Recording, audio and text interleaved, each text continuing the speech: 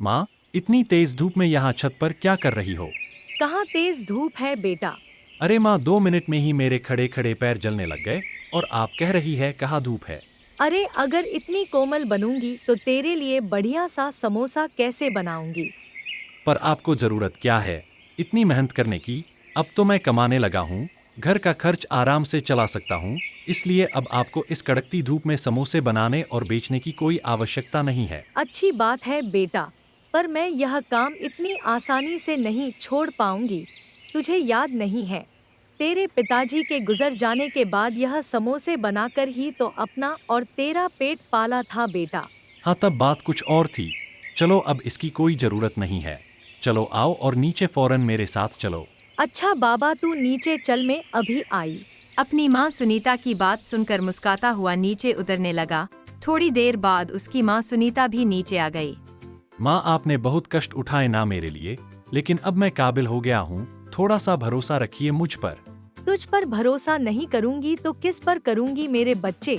तू मेरी बात भी तो समझ। समोसा बनाना मुझे अच्छा लगता है, बस इसीलिए करती हूँ यह सब, और कोई बात नहीं सच में।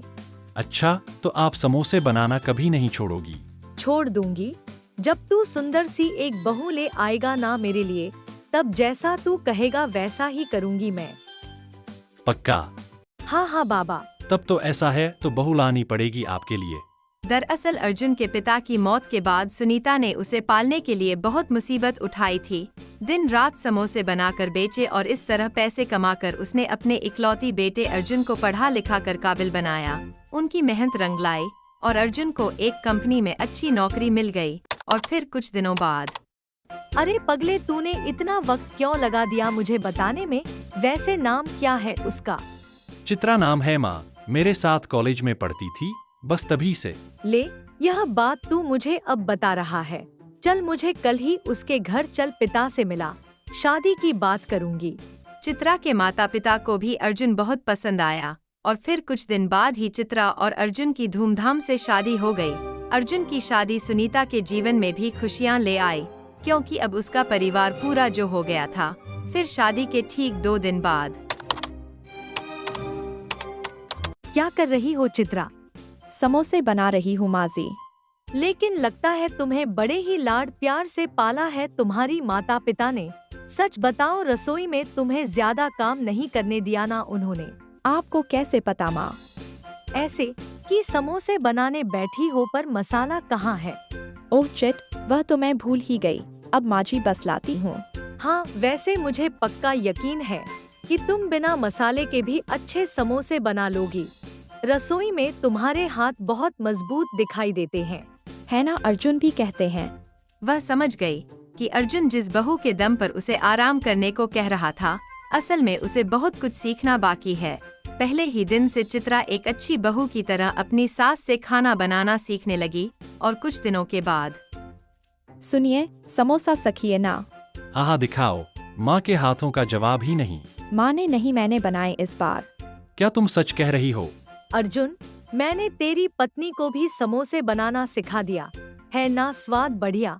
अब हम दोनों मिलकर समोसे बनाया करेंगे। माँ बस करो, मैं इतने समोसे नहीं खा सकता। ऐसे कैसे नहीं खा सकते? अभी तो मुझे बहुत सारे समोसा बनाना है, एकदम परफेक्ट बनाना है।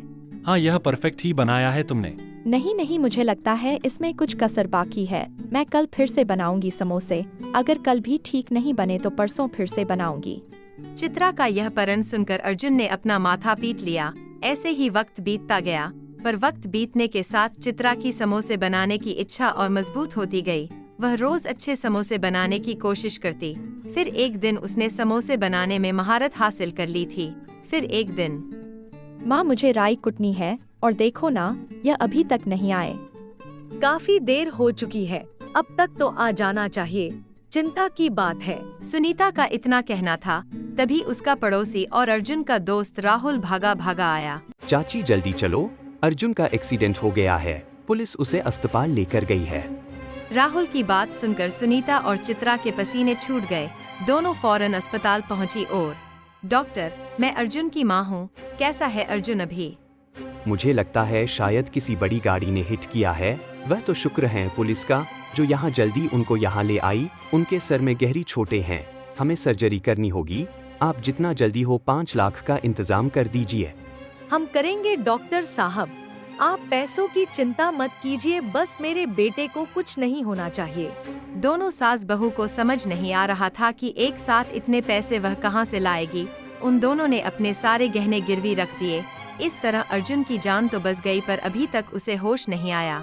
इसलिए डॉक्टर के कहने पर अभी अस्पताल में ऑब्जर्वेशन में रखा गया था।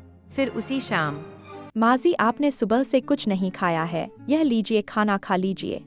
बेटा मैं जानती नहीं, सुबह की 2 रोटी बची थी घर में और वह भी तू मेरे लिए ले आई।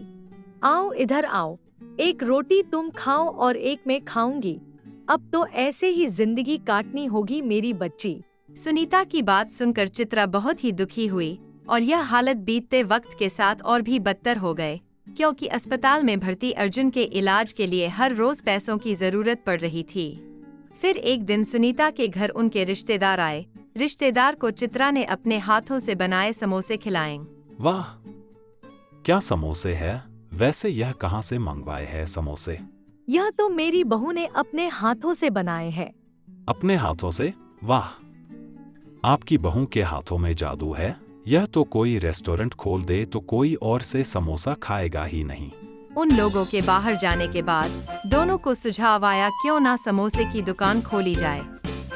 दोनों ने समोसे का ठेला लगाया और दोनों की लारी पर भीड़ लगने लगी। धीरे धीरे समोसे के दम पर पैसे की कमी पूरी हो गई और पैसे की अच्छी खासी बचत भी होने लगी।